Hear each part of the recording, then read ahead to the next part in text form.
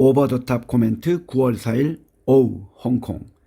지난주 홍콩 경찰은 새로운 국가보안법에 따라 41세 남성과 28세 여성 두 사람을 중국 정부와 지방정부에 대한 증오를 조장했고 반란적 의도가 있는 행위를 저지른 혐의로 체포해서 기소했습니다. 이 둘의 체포는 최근에 있었던 홍콩대학교의 교수가 철로에서 사체로 발견된 사건과 관련이 있다고 봅니다.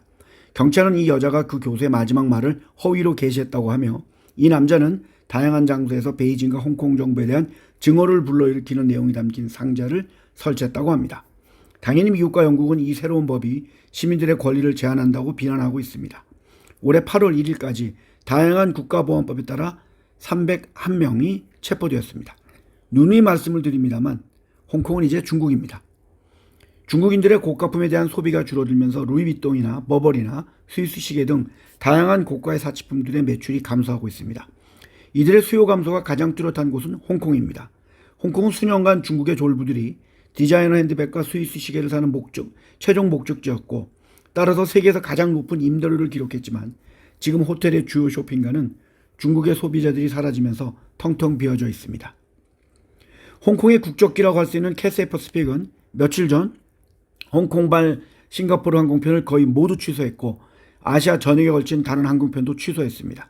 이유는 에어버스 SEA350에서 엔진 구성품에 결함이 있는 것을 발견했기 때문입니다. 홍콩과 싱가포르의 서비스는 캐세이 퍼시픽의 주력 노선입니다.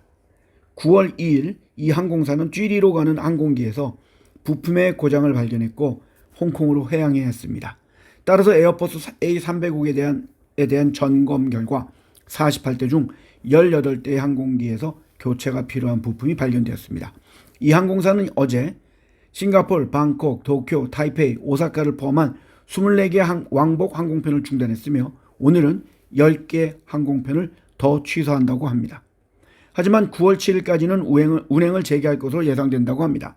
이 엔진은 롤스로이스에서 제조했으며 올해 들어서 59.51% 주가가 상승하는 롤스로이스 홀딩스의 주가는 2일에 큰 폭으로 하락을 했고 어제 반등을 했습니다. 올해 들어서 3.96% 하락하고 있는 캐세이 퍼시픽 주가 또한 큰 폭으로 하락했고 오늘은 반등하고 있습니다. 작년엔 8.8% 하락했습니다. 또한 한국의 신라스테이는 공식 홈페이지와 모바일 앱을 통해 예약한 약 1200만 명의 회원을 가진 캐세이 회원들을 대상으로 포인트를 적립하고 숙박 시 10% 할인 혜택을 하는 다양한 혜택을 2025년 6월까지 제공한다고 합니다.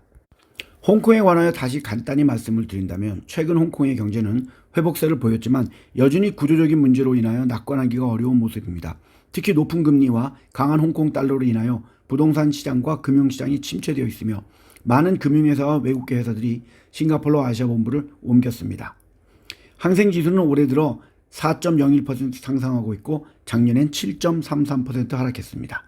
한국에서 ELS에 많이 편입했던 HSCI 지수는 올해 들어서 8.16% 상승하고 있고 작년엔 6.09% 하락을 했습니다.